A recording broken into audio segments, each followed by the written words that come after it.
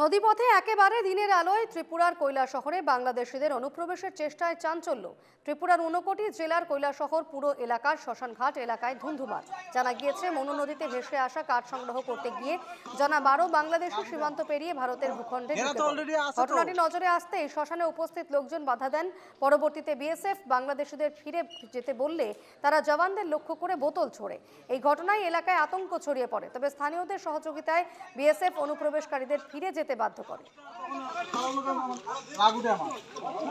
এরা তো অলরেডি আছে তো বর্ডার ক্রস করিয়া বাংলাদেশের বর্ডার ক্রস করিয়া ইন্ডিয়ার বর্ডার আইছে। তা আমাদের এখানে চেকপোস্টে একজন বিএসএফ এখানে ডিউটি করতেছে। করার পরে তাই সাথে সাথে দেখছে, দেখার পরে তারা কইছে যে তোমরা এরিয়া যাও। কিন্তু এরিয়া যাওয়ার কথা কইতে বিএসএফ উত্তপ্ত যুবক ফুলাহান দা লইয়া লাকড়ি খাটা তারা দেখলাম তারা দা আছে। আর দেখলাম এইখানে নদীর সর থেকে পাথর লইয়া বিএসএফ মারছে। মারার পরে আমরা এখানে এই দুর্গাপুরতে যারা যারা আইছি, আমরা শ্মশান মন্দির যারা আছি, এটা বোর প্রতিবাদ করছি যে তোমরা এখানে আমরা বিএসএফ বাইরে মারলাই।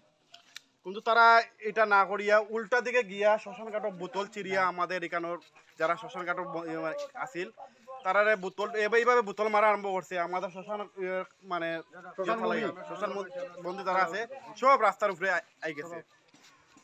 ওই কারণে আমরা বিএসএফ রে আমরা সাথে কইলাম স্যার আমরা কি দাও, আমরা তো কষ্ট করে যাইতে লাগবো।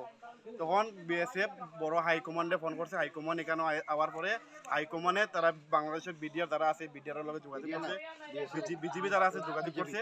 তারা আওয়ার পরে এই ফুলামানটিরে সব টিরে দৌড়ে বাগাইছে। আমরা কাছে মানে পুরা ইয়ে আছে, আমি একটা ছোট্ট ভিডিও বানাইছি, ভিডিও আছে।